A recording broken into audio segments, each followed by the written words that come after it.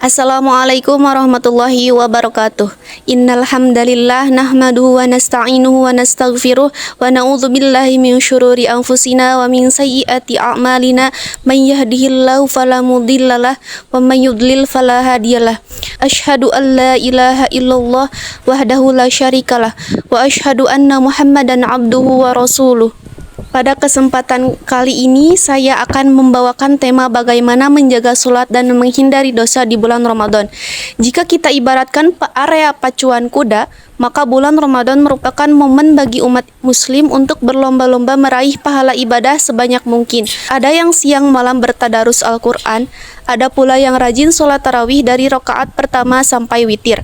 Ada juga yang rajin berjamaah sholat 5 waktu ke masjid tanpa absen dan sebagainya. Namun, tidak jarang kita temui orang hanya semangat di awal, tapi begitu masuk separuh bulan terakhir, stamina ibadahnya turun. Riuh suara tadarus Al-Quran mulai redup. Jumlah sholat tarawih hilang baris demi baris. Intensitas jamaah sholat 5 waktu di masjid juga mulai menurun. Inilah realita naik turun semangat ibadah yang kerap ditemui saat Ramadan.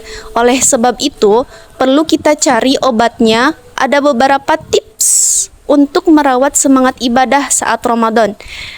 Di antaranya yang pertama adalah hindari makan terlalu kenyang. Sudah menjadi kebiasaan waktu berbuka puasa seolah menjadi momen balas dendam setelah seharian penuh menahan lapar dan dahaga. Segala rupa hidangan disajikan di meja makan. Selesai buka puasa, perut kekenyangan sehingga menyebabkan malas bergerak, terutama untuk beribadah. Inilah penyebab utama malas beribadah, terutama sholat tarawih yang dialami banyak orang saat Ramadan. Makan terlalu kenyang merupakan bentuk perilaku berlebihan yang dilarang oleh agama. Allah Subhanahu wa Ta'ala berfirman dalam Al-Quran surat Al-A'raf ayat 31 yang berbunyi, A'udzu billahi minasyaitonir rajim. Bismillahirrahmanirrahim. Ya bani Adam khudhu zinatakum inda kulli masjidin wa kulu washrabu wa la tusrifu innahu la yuhibbul musrifin. Yang artinya, wahai anak cucu Adam, pakailah pakaianmu yang indah pada setiap memasuki masjid dan serta minumlah, tetapi jangan berlebihan. Sesungguhnya Dia tidak menyukai orang-orang yang berlebihan. Ayat ini secara tegas melarang kita untuk bertindak berlebihan. Sesuatu yang baik akan mengundang petaka jika dilakukan melampaui batas. Dalam konteks Ramadan, makan terlalu berlebihan bisa menyebabkan kita tertinggal banyak kesempatan ibadah yang balasan pahalanya berkali-kali lipat dibanding pada bulan-bulan lainnya.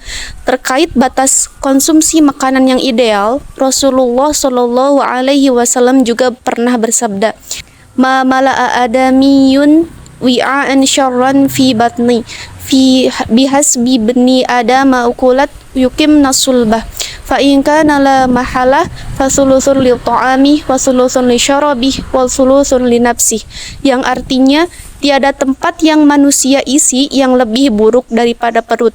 Cukuplah bagi anak Adam memakan beberapa suapan untuk menegakkan punggungnya, namun jika ia harus melebihinya, hendaknya sepertiga perutnya diisi untuk makanan, sepertiga untuk minum, dan sepertiga lagi untuk bernapas. Hadis riwayat Tirmidzi. Abu Nuaim al-Asfihani dalam kitab Hilyatul Auliya menegaskan bahwa makan terlalu kenyang membuat berat badan naik, menjadikan hati keras, menghilangkan kecerdasan, menyebabkan kantuk, dan menjadikan malas beribadah. Menurut Imam Al-Ghazali, tujuan utama puasa adalah untuk mengendalikan syahwat dengan cara membatasi konsumsi makanan.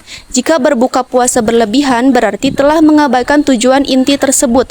Maka terlalu kenyang akan mengaktifkan syahwat. Jika syahwat aktif, maka setan mudah masuk ke dalam tubuh. Jika setan masuk, maka akan menjerumuskan ke dalam berbagai perbuatan maksiat.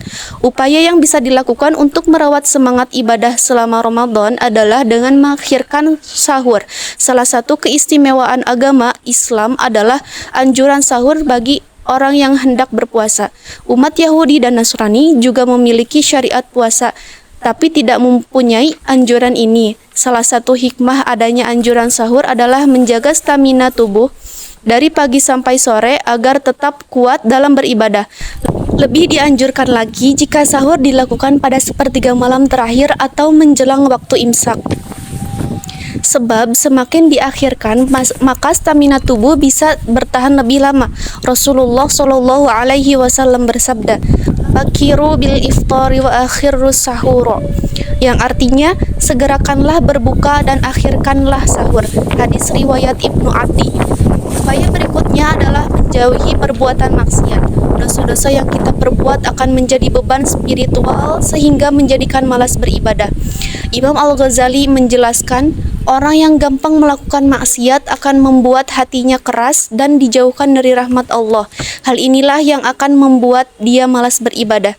Ibnu Abbas juga pernah menyampaikan terkait pengaruh perbuatan maksiat. Salah satunya membuat tubuh malas beribadah. Ia berkata, "Inna lil hasanati diya'an fil wajhi wa nuran fil qalbi wa sa'atan fil rizqi wa quwwatan fil badani wa mahabbatan fil qulubil khalqi wa innal lisayyi'ati sawadan fil wajhi wa zulmatan fil qabril qalbi wa wahnan fil badan wa naqsun fil rizqi wa bughdatan fi qulubil khalqi," yang artinya sesungguhnya pada kebaikan terdapat sinar pada wajah, cahaya dalam hati, kelapangan dalam rezeki, kekuatan pada badan dan kecintaan pada hati makhluk.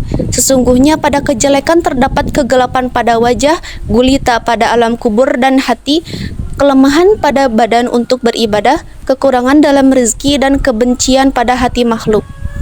Itu saja yang dapat saya sampaikan. Hadanallahu wa iyyakum ajma'in, wallahul muwaffiq ila aqwamit thoriq. Wassalamualaikum warahmatullahi wabarakatuh.